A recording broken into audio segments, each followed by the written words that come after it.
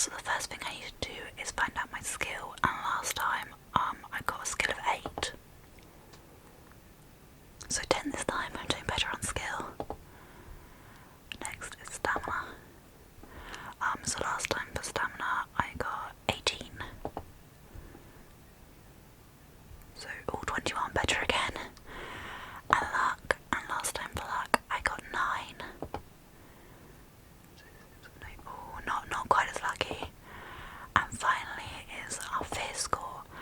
So last time I only had a fear score of 8, and this ultimately caused me to end the game by being scared to death inside the house. So hopefully I'll do better this time. 8 again, okay.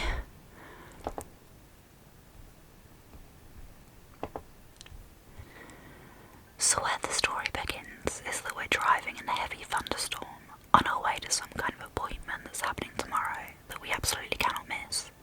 And we've been given directions by some old white-haired man, but we're very lost, or at least we think we are, when suddenly we see this man appear in front of our car. We try to swerve to avoid him and end up in a ditch. We're sure that we hit him, but it turns out there was no one there. When we get back into the car, the engine doesn't start. It was more than 20 miles since we last passed a garage, 15 miles since we last saw a house, and we don't have a phone. I'm guessing we're someone in the past.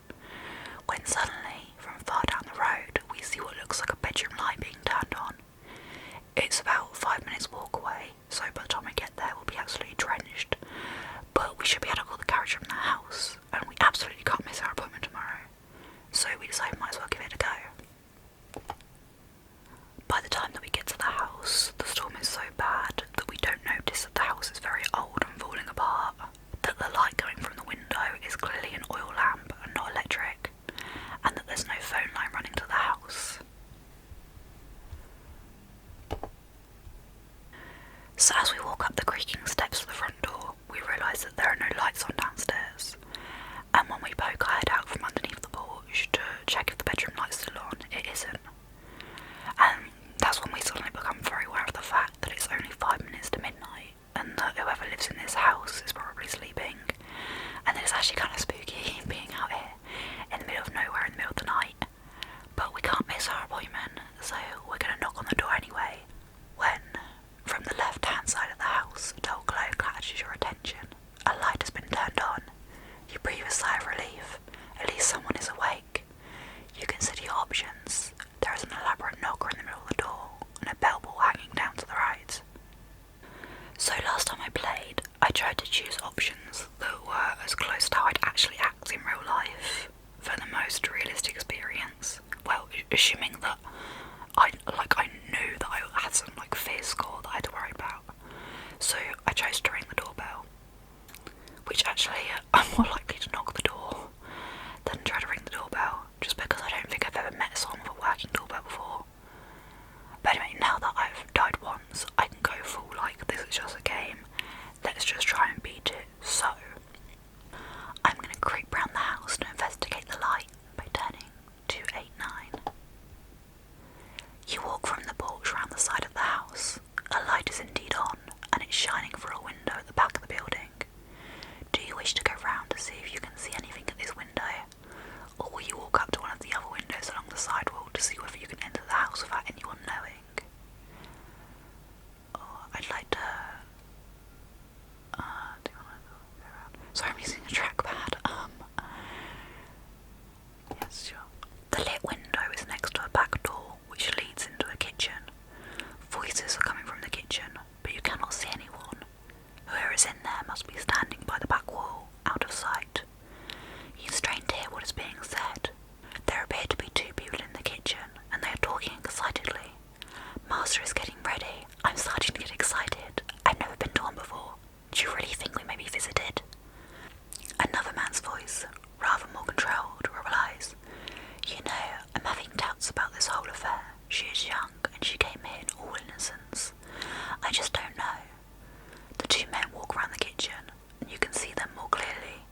They both dressed in white gowns. One is a good deal younger than the other. Do you wish to knock on the door to see if they will let you in, or will you wait and listen for a little longer? I will wait and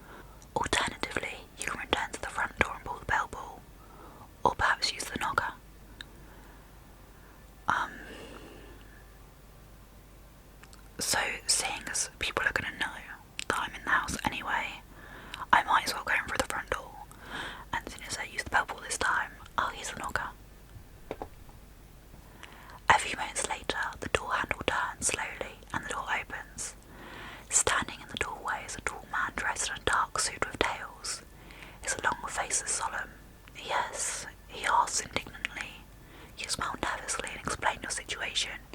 Your car is broken down, you need to reach your telephone, and you are soaked to the skin. The man's face remains expressionless. Come in, he orders.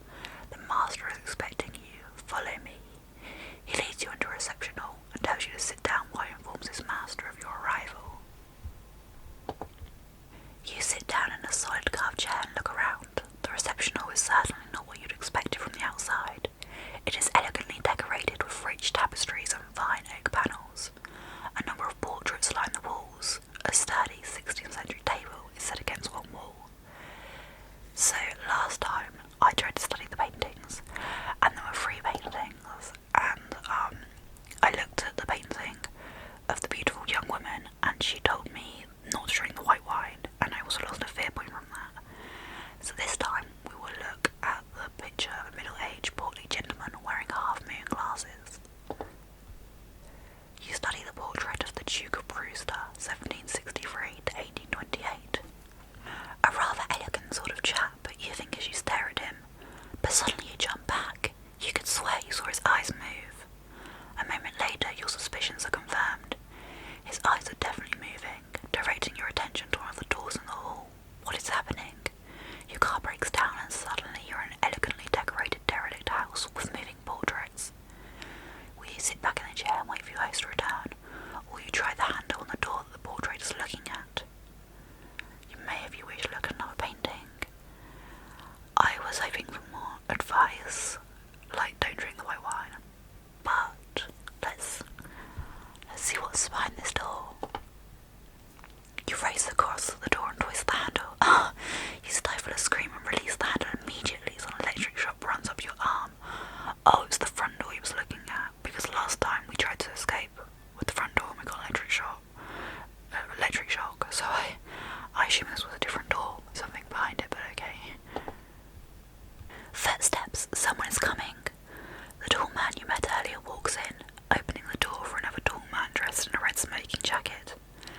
May I present Lord Kelnall, the Earl of Drumore, the butler announces. The Earl holds out his hand and you shake it. His grip is strong and his eyes pierce yours. His lips widen to a soft smile. You begin to tell him of your predicament, but he holds up his hand. Please, I can see that you've been caught in this filthy storm. Let us sit by the fire and we will see whether we can help. Franklin's, tell the cook to prepare some food for our visitor. You protest that you do not wish to be in any trouble, but your host ignores you and leads you into a drawing room where a fire is burning. You take off your coat and sit down. The heat of the fire makes you feel comfortable once more. Franklin's returns with 2 glasses of brandy. So last time I waited to see and I gained some fear points for that, so I will relax, drink the brandy, and ask if I can use the telephone. The fire and brandy warm you, and you begin to feel more relaxed. You lose 1 fear point. You explain to the Earl what happened on the road, and that you would like to use his telephone to call the local carriage. I'm afraid our telephone line came down tonight in the storm, he replies. We'll have it repaired tomorrow morning. In any case, the carriage would not come out of here at this hour. But don't worry, you're perfectly welcome to spend the night here. I'm glad of the company. Tomorrow, Franklin's will take you into town. Here it's Franklin's now. The butler comes back in to announce that the meal is ready. You both rise to go into the dining room. The dining room looks magnificent. A long table stretches between 2 fine chairs and is laid with gleaming silver cutlery. A rich red wallpaper covers the walls, and the room is lit by a sparkling chandelier, bristling with candles, which hangs from the ceiling. You take your seat, and the butler moves behind you to offer you wine. What wine would you like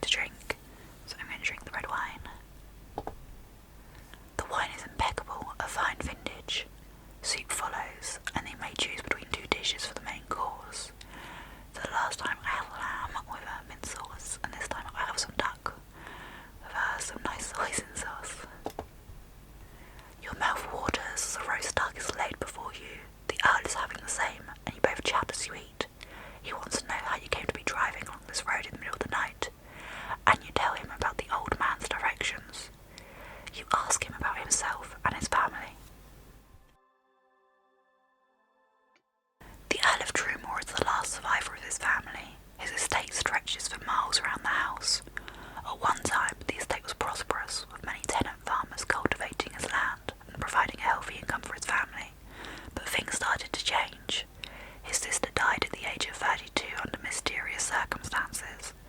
She was found in a clearing in the woods with strange marks on her neck. News travelled fast, and the ignorant peasants started muttering about witchcraft and black magic. In their eyes, the house was cursed. Pure superstitious nonsense, of course, but gradually the farmers moved to new pastures, avoiding the estate. By now you have finished your meal. Franklin returns to offer you fruit, cheese, coffee and brandy. So I didn't actually really realise last time that there was an option without brandy, like with no alcohol. So I'm going to go for the option this time.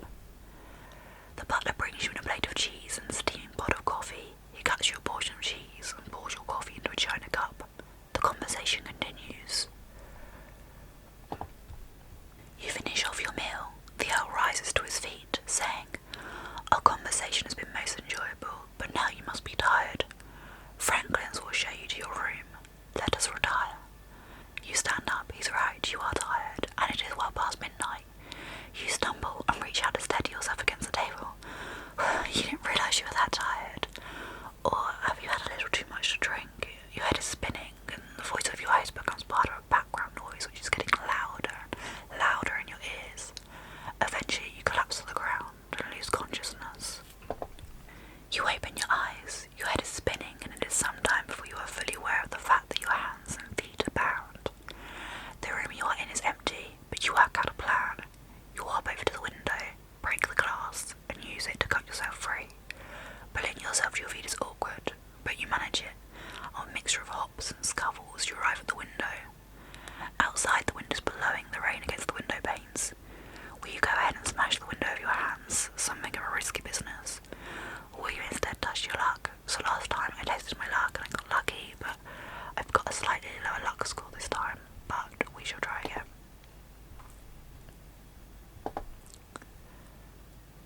Sadly, your luck has run out. Oh no, I was lucky last time. The glass cuts your wrist and you lose 2 stamina points. You cut yourself free and massage your wrist to get the circulation moving again. Perhaps not the best idea. Then you walk over to the door to try it. It's not locked. You try the handle, open it a little, and look outside. Your room is on the first floor landing, facing the door of the balustrade, and looking over the banisters you can see the entrance hall below. To your left there are 2 doors in the corner of the landing, which run along to the right. So last time I went this way, and then, oh no, last time I went the other way, oops. Damn it, the other way there was the Azazel room, and in one of the drawers in there was a weapon, but... Okay, you've walked up to the 2 doors in the corner of the balcony. The one on your left is named Balthus, and the one in front of you has no name. So last time I went into the Balthus room, and there was a very suspicious bulge behind the curtains, a very lumpy suspicious bulge, and I was like, if I just ignore it, it will ignore me, and it did not, and it was a zombie. So then once I fought the zombie and lost some stamina from that, there was a little box on a mantelpiece, and inside that was a key, and that allowed me to open the door and go back into the landing, which was a little confusing, but I guess that the door locked behind me when I went into the room. So it seems like the Balthus room is its own like separate instance, and we're just gonna ignore that. So we're gonna go into the other room, which the door opens into a narrow passageway which ends at a window. There is a door halfway along the left hand side, and the sign on the door identifies it as the Diabolus room. So last time I went in here, and there was a bed. You step into the room and close the door behind you. The room is empty and you heave a sigh of relief, falling back against the door to catch your breath. So I rest in the room. You sit on the bed trying to work out how on earth you can escape from this place. The room you are now in seems safe enough, and the rest refreshes you, increasing your stamina by 2 points. But a few minutes later, the wind whistling through the curtains attracts your attention. You glance over towards the window. A soft voice is calling your name. You look back against the wall, while across the room a strange shape is forming. A human figure is passing through the very wall itself and entering the room. At least the figure is almost human, but its head is missing. As it materializes before you, the voice becomes clearer. It comes from a head that is carried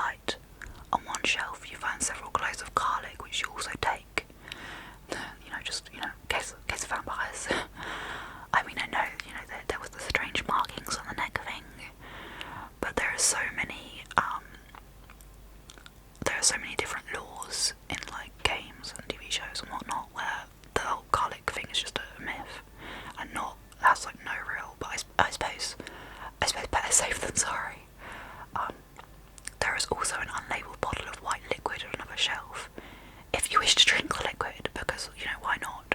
If you prefer to ignore the liquid and try the door at the back of the storeroom. So I wonder, is there not a take the liquid with you just in case? I'm not gonna drink it yet. Like, maybe in the future, if I should come by it again. But for now, I'm gonna try this other door. You step out of the storeroom into a hallway. To your left, the hallway ends at a door which leads into the Shiden room. If you wish to try the door, almost opposite is the Mammon room, which you may enter by turning to 123. If you're not interested in either, go back to the landing or the storeroom. Well, I might as well try both, so I'll start with the Shiden room. You open the door and peer around. The room is a large, elegantly decorated bedroom with a four-poster bed in one corner. There is a freebie suite in the centre of the room, facing a fireplace. A fire is smouldering, but the room appears to be empty. On the far side of the room there are two more doors. Do you wish to go in, or you quickly close the door and leave the room? Well, this could be the Lord Governor's bedroom, and in theory, if he has this weapon here in this house, he's probably keeping it, like, under his pillow, or well, maybe not under his pillow, because he might accidentally cut himself with it, but somewhere close to him. So I guess we should go in and see if we can find it. You step inside and close the door quietly behind you. A soft